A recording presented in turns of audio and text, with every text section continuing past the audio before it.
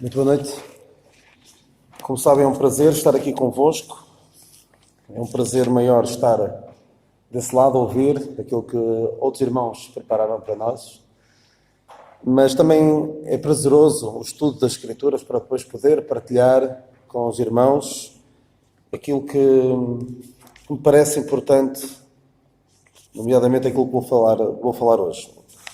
Se vocês se recordam, nos últimos, talvez, 2019, talvez, aí a partir de julho, comecei a falar-vos aqui de pessoas apenas. Provavelmente recordam-se de alguns, outros talvez não se lembrem. Falei-vos de colaboradores do apóstolo Paulo pouco conhecidos. Paulo teve vários cooperadores. Teve alguns que estiveram com ele no início, alguns que estiveram com ele no fim, alguns que começaram bem e acabaram mal, alguns que começaram mal e acabaram bem. Houve de tudo um pouco. E infelizmente no final da sua vida foram muito poucos os que estavam com ele. Da última vez que aqui estive, falei-vos de um que esteve com ele possivelmente nas alturas mais difíceis. Foi o Onesíforo, alguém que é muito pouco conhecido na palavra de Deus, que eu até creio que comentei que numa lista de, se calhar, de 100 personagens bíblicas que vos pedisse para fazer, trabalho de casa para esta semana, pensar em 100 personagens bíblicas. Dificilmente algum de vocês incluiria Onesíforo naquela lista. Mas certamente, se pedissem a Paulo para fazer uma lista de 10 pessoas ali no final da sua vida que lhe eram particularmente queridas, com a certeza que ele incluiria aquele Onesíforo que foi ali visitá-lo quando era difícil ir visitá-lo. Não estava com Paulo quando tudo corria bem. Aliás, com Paulo, quando pregava o Evangelho, dificilmente alguma coisa corria bem do ponto de vista pessoal, do ponto de vista humano. Eram sempre perseguições, maus tratos, era sempre muito difícil. Então este homem foi mesmo providenciou às necessidades do apóstolo Paulo.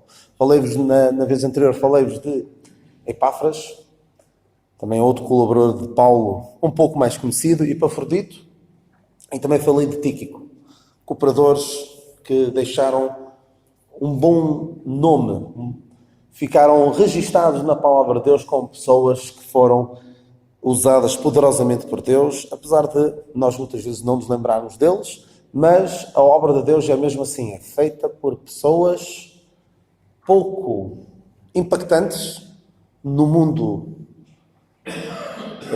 em grande escala não tem grande impacto, mas que tem um impacto nas pessoas que estão à sua volta. E estes homens assim foram, e é isso que também devemos aprender das lições destes homens, é que devemos procurar ter um impacto positivo naqueles que estão à nossa volta, não são os nossos familiares, mas aqueles que nos são próximos, aqueles que não são do Senhor, que lhes possamos falar, e aqueles que são do Senhor já, pela graça de Deus, poder estimulá-los às boas obras, poder ajudá-los a progredir na sua caminhada com Deus. Hoje eu gostava de falar de alguém que não começou particularmente bem, ou mais um cooperador de Paulo. E se eu vos disser o nome, provavelmente vocês lembram-se, porque até o nome que está no índice das vossas Bíblias, é um cooperador de Paulo, que não começou particularmente bem. E tem um livro da Bíblia que tem o seu nome, apesar de não termos evidências bíblicas, mesmo da Bíblia, que atestem que foi ele o autor desse livro. Alguém sabe dizer quem é? Um dos autores de um dos livros da Bíblia, e que nós não sabemos se foi mesmo ele que escreveu ou não. Não, tem o nome de um livro, não é Hebreus? Hebreus nós não sabemos se foi Paulo ou não que escreveu. Mas há um livro, um Evangelho, que nós não sabemos ao certo se foi ele que escreveu. Então, cooperador de Paulo. Há dois até. Lucas e Marcos. Não diz lá Evangelho de Marcos, pois não. A tradição assim o diz, não é? E mesmo o de Lucas, queremos que terá sido ele, mas não diz lá. Evangelho de Lucas. Podemos tirar algumas ideias. Quem era este Marcos? Marcos tinha um nome, o primeiro nome que era João Marcos.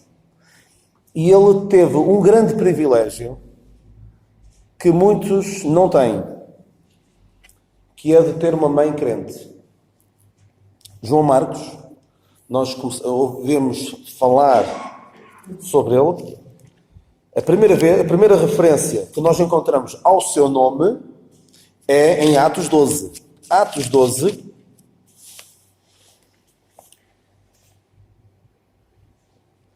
Eu até já citei isto na escola dominical, este acontecimento, quando estávamos a falar sobre quem era Maria, pensava que era esta Maria, mãe de Jesus, era esta Maria que aparece aqui em Atos 12, mas foi um lapso na altura. Mas falam-nos aqui de quando Pedro foi libertado da prisão por um anjo. Ele foi ter a casa, nós lemos disso, Atos 12, versículo 12, e considerando ele, Pedro, nisto, foi à casa de Maria, mãe de João, que tinha por sobrenome Marcos, onde muitos estavam reunidos e oravam. Nós conhecemos depois a história. Pedro bate à porta, vem uma menina, rode à porta, diz que está lá Pedro, eles não se acreditam, e depois Pedro entra e viram-no e se espantaram. Este João Marcos teve um privilégio que, creio eu, as 4 pessoas que eu falei há pouco, Tíquico, Epafrodito, Epáfras e Onesíforo, não terão tido. Ter uma família de pessoas tementes a Deus. João Marcos não só teve isso, como teve uma mãe, pelo menos a sua mãe, que não só era crente, era temente a Deus, como alojava os crentes em sua casa numa altura em que não era fácil ser crente. Reparem que nesta altura, o que é que tinha acabado de acontecer no início deste capítulo? O que é que tinha acabado de acontecer? Alguém tinha ficado sem cabeça. Herodes tinha mandado matar Tiago à espada. E os crentes estavam com medo, tinham prendido também Pedro, e Pedro provavelmente ia a seguir ser executado, mas foi libertado. Então os crentes estavam ali naquela casa. Ou seja, João Marcos, nós normalmente conhecemos por Marcos, tinha uma mãe assim, que quando não era fácil identificar-se com Cristo, ela fazia-o. Claro que às escondidas, com medo da perseguição. Então João Marcos cresceu com uma família assim, temente a Deus, e que estava disposto a correr o risco da sua identificação com Cristo. Há uma passagem que há quem diga que seria ele. Recuem aqui um bocadinho a Marcos. Há quem diga que seria Marcos. É uma passagem que, sinceramente, eu não percebo porque é que está na palavra de Deus, mas está lá. Provavelmente alguns saberão, há um episódio um pouco estranho, que quando o Senhor Jesus Cristo é preso, estamos aqui a falar de Marcos 14, quando o Senhor Jesus Cristo foi preso, e é o único evangelho onde isto é referido, por isso há alguns que pensam que terá sido Marcos, esta pessoa que fala, todos fugiram. Marcos 14, 50. Então, deixando, todos fugiram. E um certo mancebo seguia, envolto em um lençol, sob o corpo nu, e lançaram-lhe a mão. Mas ele, largando o lençol, fugiu nu.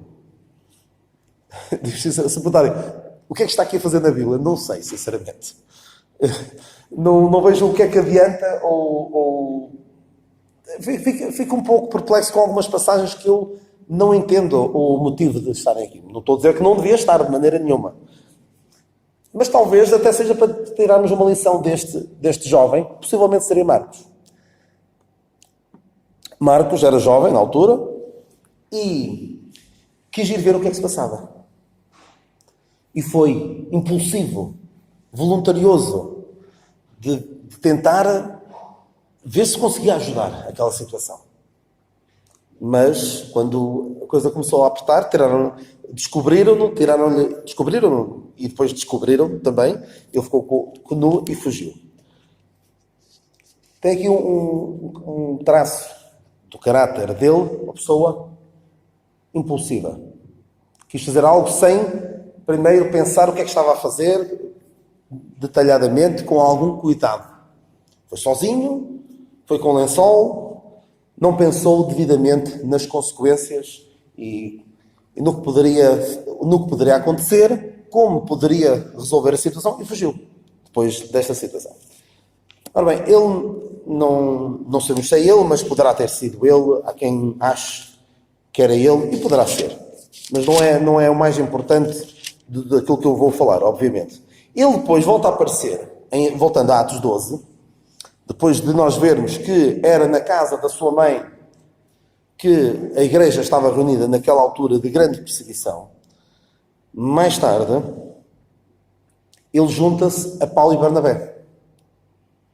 Nós lemos isso no final do capítulo 12, e Barnabé e Saulo, havendo terminado aquele serviço de anunciar o Evangelho, voltaram de Jerusalém, levando também consigo a João, que tinha por sobrenome Marcos.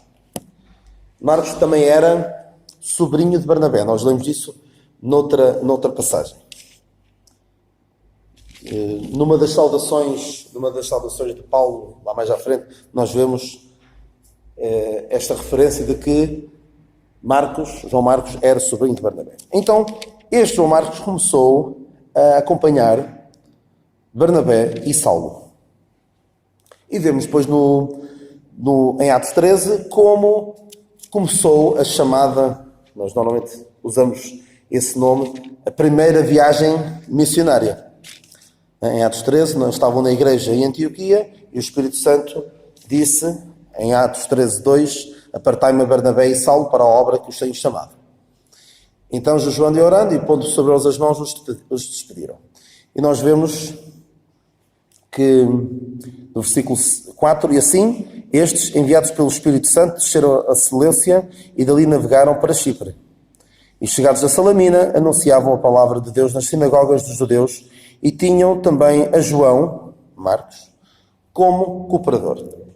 Nós vemos a seguir aquele episódio em que Paulo está a procurar evangelizar o procônsul Sérgio Paulo, mas ali o Elimas, ou o Bar Jesus, um falso profeta, um mágico, que tenta apartar este procônsul, este governador, da fé. Diz mesmo aqui,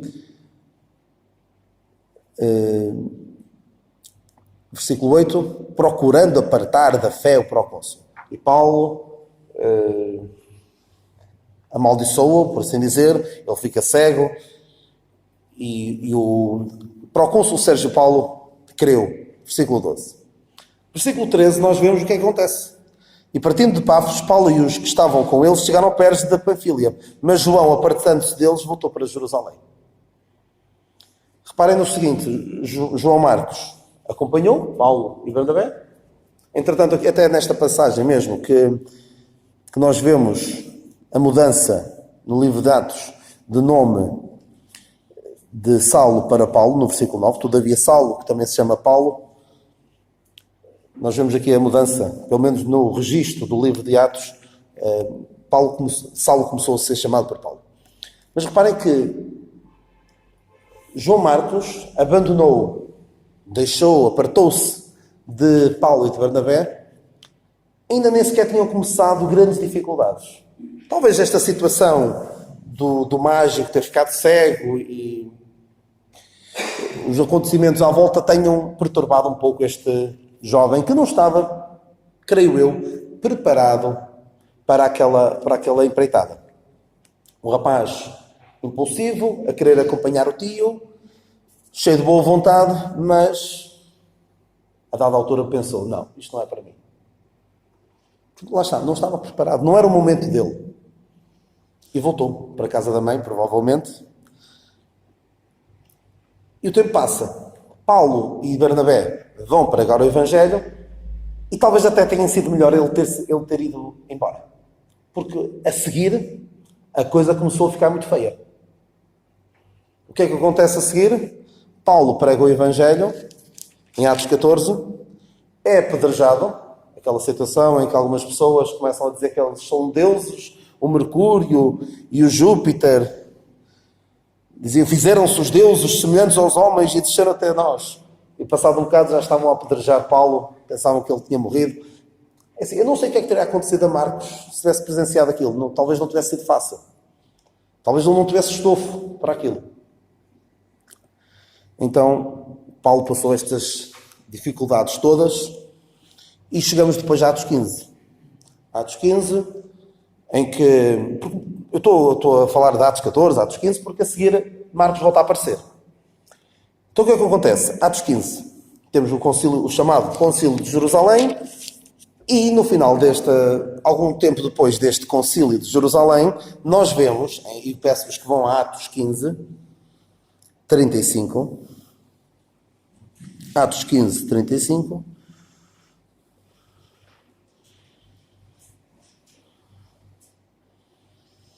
E Paulo e Barnabé ficaram em Antioquia, ensinando e pregando com muitos outros a palavra do Senhor.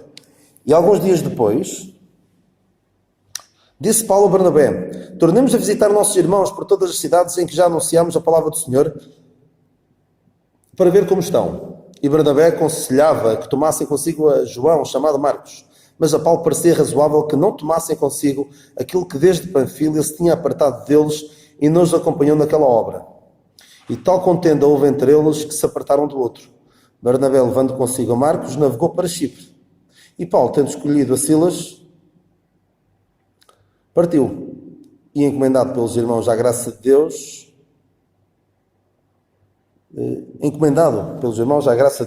e passou pela Síria e Cilícia, confirmando as igrejas. Paulo sempre teve esta preocupação de pregar o Evangelho, mas depois tentar ver como é que as coisas estavam. Porque nós vemos, particularmente em Atos 14, vemos como Paulo pregava o Evangelho e vinham logo atrás os judaizantes a tentar destruir aquilo que Paulo tinha feito. Então Paulo tinha esta grande preocupação de passar pelos sítios onde já tinha pregado o Evangelho para ver como, ele diz aqui mesmo, para ver como estão.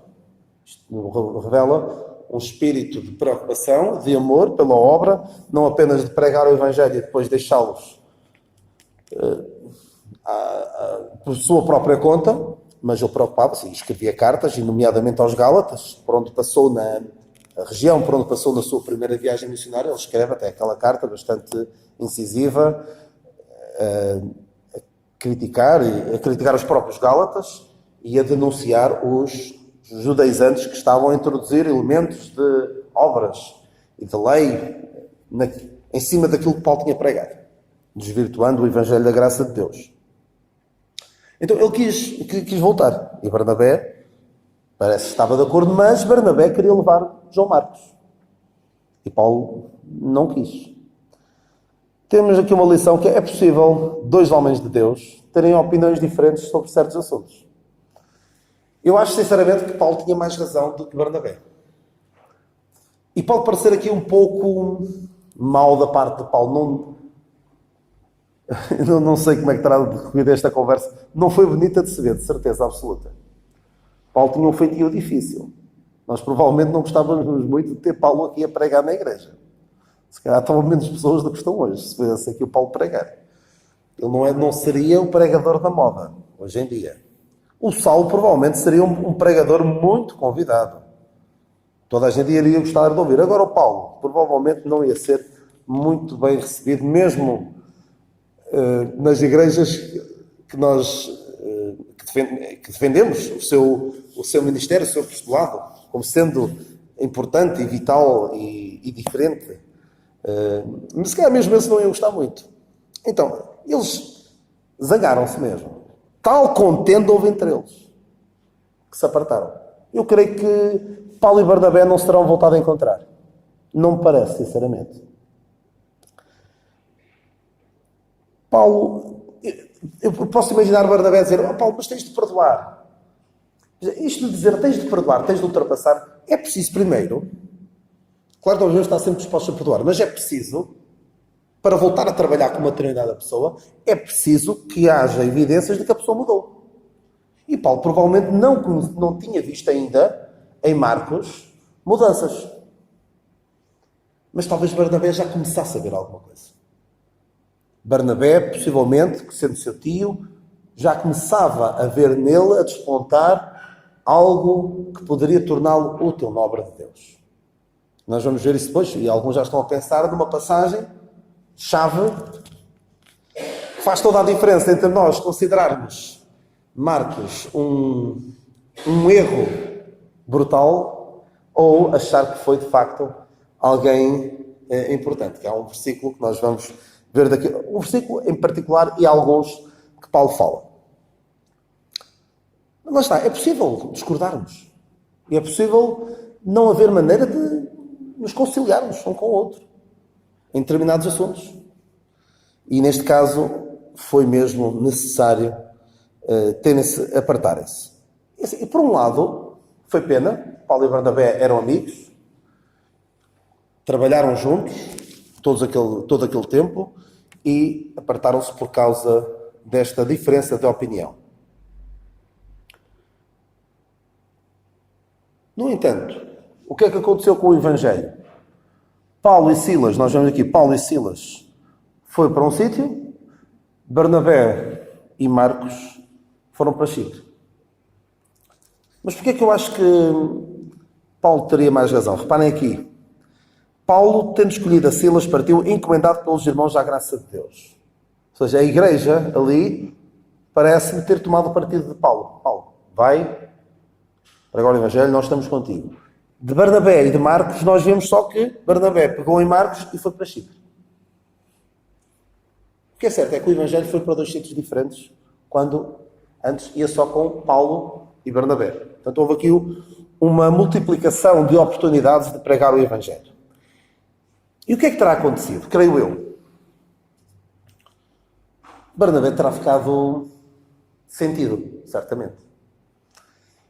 Penso que terá sido também nesta altura, ou mais ou menos por esta altura, em que há um acontecimento que Paulo relata em Gálatas 2.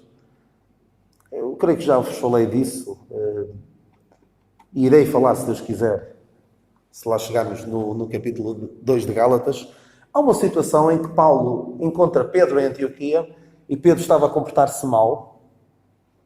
Aparentemente não estava a comportar mal. Aparentemente, quem viu aquela cena que nós lemos em Gálatas 2, parece que esse botou mal foi Paulo. Saltou-lhe a tampa, basicamente, porque viu Pedro a fazer umas coisas que não estavam corretas, porque estava a comer com os gentios e depois já não estava a comer com os gentios, deixando ali os gentios numa situação um pouco desconfortável e até de dúvida em relação à sua igualdade de posição perante Deus, em relação aos judeus. E Paulo repreendeu Pedro na presença de todos, ele diz mesmo isso, e a dada altura ele diz, até Barnabé. Não sei se esse acontecimento terá sido depois ou não, mas o que é certo é que provavelmente a relação deles não terá ficado a melhor. Mas, no entanto, Paulo diz, até Barnabé se deixou levar. Ou seja, eu contava que o Barnabé esperava mais dele. Mas o Barnabé, então, ficou sentido, certamente. Eu ficaria. Se alguém me respondesse da maneira que Paulo terá respondido e não cedido, ao ponto de haver uma contenda tal, quem teve alguma chatice, alguma discussão com outra pessoa, fica sempre. Mas sabem o que é que o Barnabé fez? Se calhar sou eu a ter uma chatice com alguém e a levar a pessoa que no meio disto tudo também ficou machucada. Se eu fosse com ele na viagem, eu ia a viagem toda a falar mal do Paulo. Era zancar no Paulo de cima a baixo. Ele fez isto, fez aquilo, tem mania, sempre a falar dele, que recebe relações. Olha, até foi melhor. Mais vale irmos nós dois juntos é que estamos bem. Tenho a certeza que não foi isso que Barnabé fez. Um homem certamente magoado no seu ego, por Paulo não respeitar a sua opinião, mas ele certamente terá ido com Marcos para Chipre, preparou Marcos, ajudou a que ele desenvolvesse certas capacidades que o tornaram útil para a obra de Deus. E certamente falou de uma maneira tal de Paulo, que nós vemos que mais tarde, já estou aqui, não é revelar nada porque vocês certamente sabem, Marcos mais tarde foi cooperar com Paulo. E para Marcos mais tarde ir cooperar com Paulo, duas coisas tiveram de acontecer. Paulo ver em Marcos capacidades, competências para poder cooperar com ele e Marcos ter um coração receptivo para voltar a trabalhar com Paulo. E isto não poderia ter acontecido se Barnabé, como eu disse há pouco, fosse a viagem toda para Chipre a desancar forte e feio no Paulo. A falar mal de Paulo. A criar uma imagem ainda mais negativa junto de Marcos. Porque Barnabé teve de usar aqui de muito tato. Tem ali um jovem ferido na sua autoestima. Paulo não conta comigo. E eu andei estes anos, posso imaginar, ou o Marcos, andei estes anos todos a arrepender-me de não ter continuado convosco. Sinto que vos deixei mal. E quero compensar-vos. Gostava tanto de ir convosco para mostrar que sou capaz. E Paulo não me deixou. Mas Barnabé conseguiu superar o seu orgulho ferido, a sua autoestima colocada para baixo e ajudar, ainda assim, o Marcos. Precisamos tanto disto nós. Eu preciso, principalmente eu, de situações em que eu me sinto injustiçado, sinto que alguém não está a fazer a coisa certa, ainda assim não passar uma má imagem para a outra pessoa. Precisamos todos nós, e eu principalmente, disto. Antes que me esqueça, há alguma coisa que é importante eu dizer também. Reparem que Paulo não levou o Marcos. Mas logo a seguir, em Atos 15, logo a seguir a Atos 15, vem Atos 16. Atos 16, quem é que entra em cena? Alguém muito, muito importante. Entra Timóteo. Possivelmente, se Paulo levasse Marcos, não sentiria a necessidade de recrutar o Timóteo. E com o Timóteo ele já teve aqui um certo cuidado. Basicamente, já agora, Timóteo era daquelas cidades de Derbe e Listra. Foi numa destas cidades que Paulo foi apedrejado. E Paulo, eu posso imaginar Paulo a dizer, olha, eu vou continuar a visitar aqui estas terras onde eu preguei o Evangelho até onde fui apedrejado. Queres vir comigo? Não era fácil. Timóteo era uma pessoa até um pouco tímida. Então Paulo, só para mostrar bem a Timóteo ao que eu lia, olha, Timóteo, vais ter de circuncidar. Circuncidou Timóteo. E a circuncisão na idade adulta não é nada fácil. Nós vemos como os moradores de Siquém ficaram, nós lemos isso em Gênesis 32 ou 33, há alguns ali, que circuncidaram-se, ficaram de tal forma prostrados, mesmo sem forças quase nenhumas, que 2 dos filhos de Jacó entraram por lá dentro e mataram todos. Portanto, a circuncisão na idade adulta é algo que eu não recomendo, e na altura não era nada fácil. Hoje pode-se fazer com anestesia e tudo mais, mas na altura era mesmo muito doloroso. Mas Timóteo ficou logo, por assim dizer, vacinado. Ficou logo a perceber ao que ia. Aquilo que eu vou enfrentar a partir de agora, andar com Paulo, não vai ser fácil. Então Paulo também teve este cuidado de deixar bem claro, isto não vai ser um passeio. Isto vai ser uma missão muito, muito difícil. Então Paulo também aprendeu com esta situação de Marcos. Então nós vemos como João Marcos falhou, depois mais tarde Barnabé quis contar com ele, Paulo não o permitiu, separaram-se, mas Barnabé teve aqui um papel, a palavra de Deus não nos diz, claro, Barnabé foi até Chipre a tentar serenar os ânimos, a tentar passar uma imagem favorável de Paulo para Marcos. Não diz isso, mas só pode ter sido isso. Porque nós vemos noutras passagens, e portanto nós agora vemos isso, como este jovem foi utilizado por Deus. Colossenses 4:10. Colossenses 4:10. Nós temos aqui, creio eu, uma carta de recomendação, quase. Nós temos Paulo a recomendar Febe em Romanos 16:1, recomendo-vos Febe. Aqui também posso ver um pouco uma recomendação de Marcos. Colossenses 4:10. Aristarco, ainda não sei se algum dia irei pregar sobre Aristarco, só fala tão pouco, isto está preso comigo e eu fico assim um bocado sem saber bem o que posso dizer mais, sem estar aqui a inventar. Eu acho que não estou aqui a inventar nada sobre Marcos. Mas o senhor sabe, e o estudo da palavra de Deus é extraordinário, porque se me dissessem há um ano, olha, vais pregar há um ano? Sim. Se é um ano, olha, vais pregar sobre Tíquico e eu não vais pregar sobre Onesíforo. Não me peças uma coisa dessas. Pede para falar de outro assunto, mas pode ser que um dia a gente fale deste Aristarco. Aristarco está preso comigo, vos saúda, e Marcos, o sobrinho de Bernabé, acerca do qual já recebestes mandamentos, se ele for ter convosco, recebei-o. Eu não sei ao certo se eu creio que sim, este relato de que Marcos tinha sido um desertor, por assim dizer, na primeira viagem missionária de Paulo, e que não esteve presente com eles quando as coisas ficaram bem, bem difíceis. Porque imaginem Paulo e Bernabé naquela situação em que foram rodeados por pessoas que os queriam adorar. Possivelmente o Marcos podia ficar ali um bocadinho à margem e depois tentar ajudar algum tipo de ajuda, e buscar algum tipo de ajuda para conseguir ajudar Paulo e Bernabé se afasta daquela situação. Mas Paulo e Bernabé estavam completamente sozinhos. Não estava lá o Marcos. Porque nós vemos às vezes em algumas situações que alguns dos que estavam com Paulo foram apanhados, outros conseguiram escapar-se. Agora, se tivessem só mesmo Paulo e Bernabé, era difícil depois alguém ir em auxílio deles. Então, eu não sei, mas possivelmente isto acabou por se saber. E Paulo sentiu a necessidade agora de vir dizer, atenção, se eu for ter convosco, recebei-o. Basicamente, devem ultrapassar, porque tal como eu ultrapassei, o facto de ele me ter deixado mal naquela situação. Ele não andou sempre a pensar...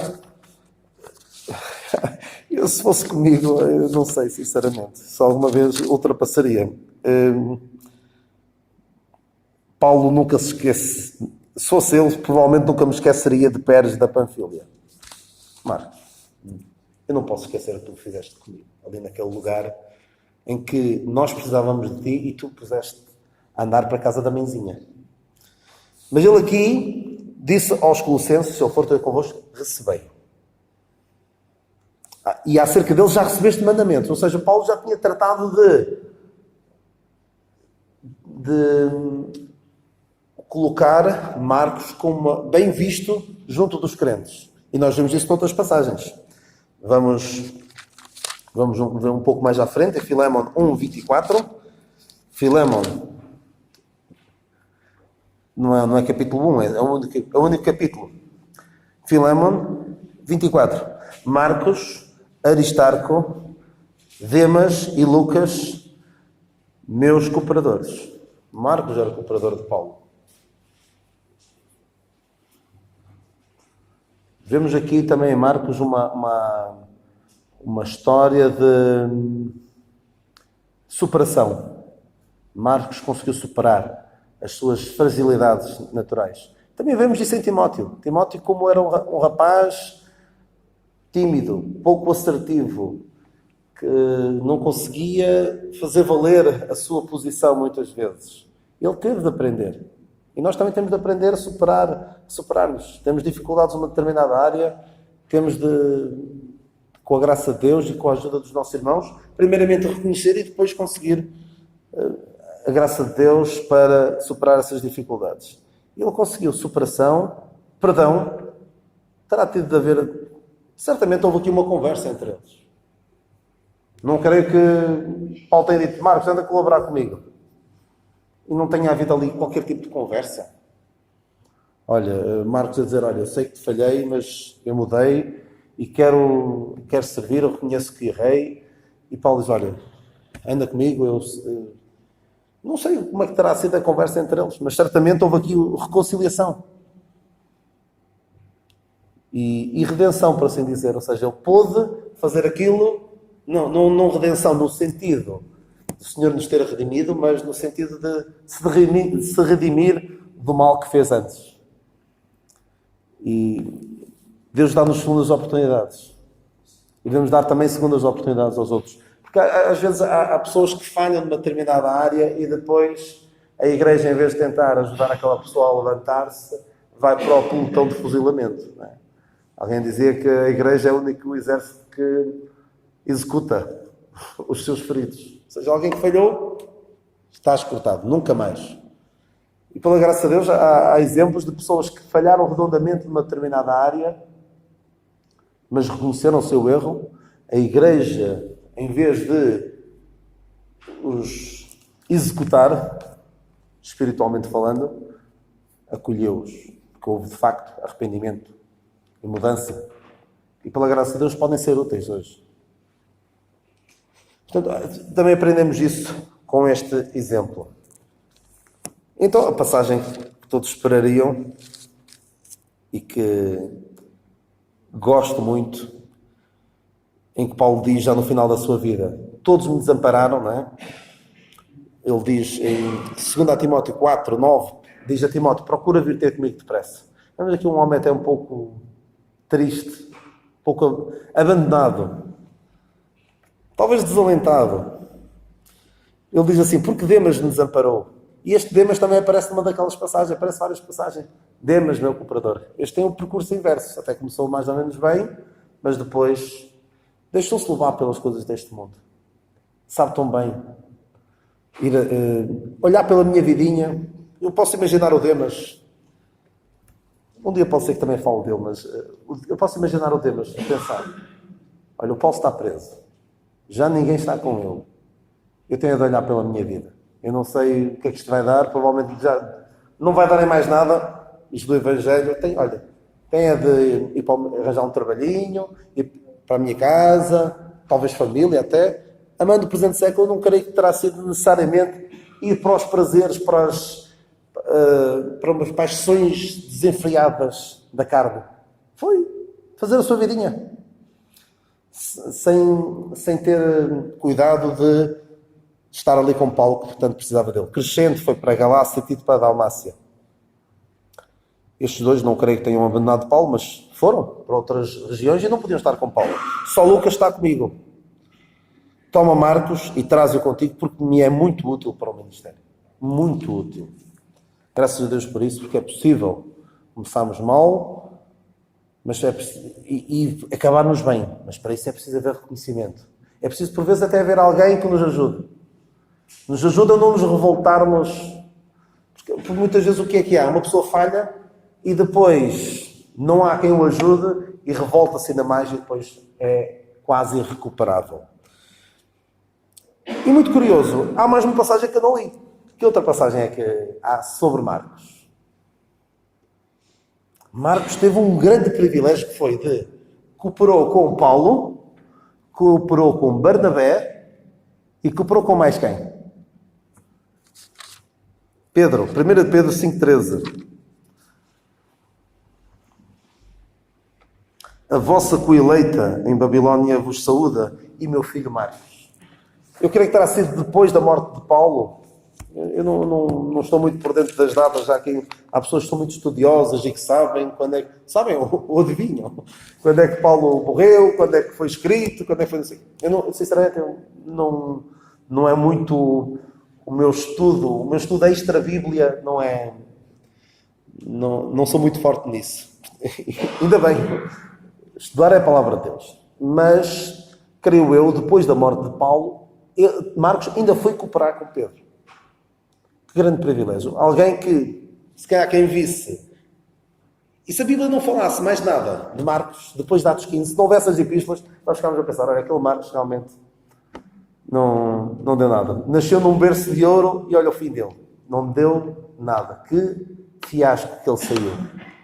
Comparando com aqueles outros que nasceram em lares de pais descrentes e acabaram tão bem a cooperar com Paulo de uma forma extraordinária, temos aquele Marcos que não fez nada. Cooperou com 3 dos maiores nomes do primeiro século da Igreja.